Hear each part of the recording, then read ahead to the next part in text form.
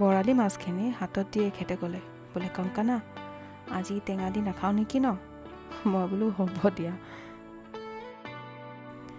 আচলতে টেঙা মোৰ খুব প্ৰিয় আৰু ইমান গৰমত মাছৰ টেঙা আঞ্জাখন আমি প্ৰায় সকলোৱে ভাল পাওঁ, নহয়নে? মনজিতে অৱশ্যে টেঙা ইমান ভাল নাপায়, যাৰ বাবে মাছখিনি মই আজি এনেকৈ বনাবলৈ ল'লোঁ। আপোনালোকে প্ৰায় সকলোৱে চাগে মাছ এনেকৈ বনাই খাইছেই। মই ইয়াতে 2টা মিডিয়াম চাইজৰ পিঁয়াজ ল'লোঁ, অলপ নহৰু আদা, কেঁচা জলকীয়া 2টামান, 1 চামুচ ক'লা সৰিয়হ, 1 চামুচ বগা সৰিয়হ, 2টামান জালুক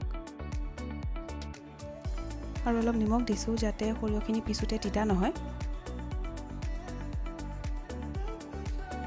আৰু অলপ মিঠাতেল দিছোঁ। মিঠাতেল দিলে আপোনাৰ বহুত ধুনীয়া এটা গোন্ধ ওলায়।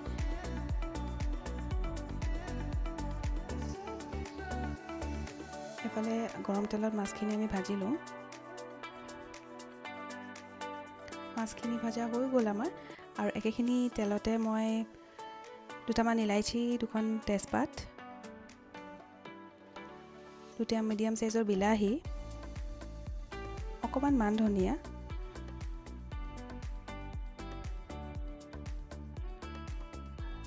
এক চামুচ জিৰা পাউডাৰ, আধা চামুচ ধনিয়া পাউডাৰ,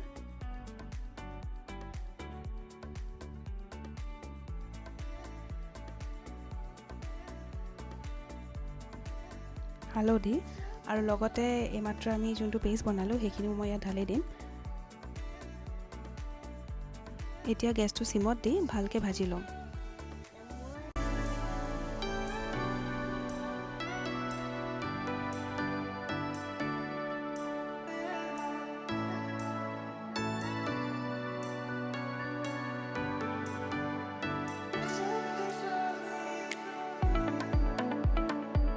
গোটেইখিনি ভালকৈ ভজা হৈ গৈছে।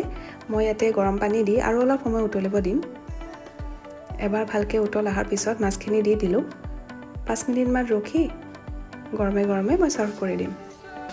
আশা কৰোঁ আপোনালোকে মোৰ ভিডিঅ'টো চাই ভাল পালে। সকলোলৈ মোৰ আন্তৰিক ধন্যবাদ। আৰু এটা নতুন ভিডিঅ'লৈ সোনকালে আহিম। Till then take care and by.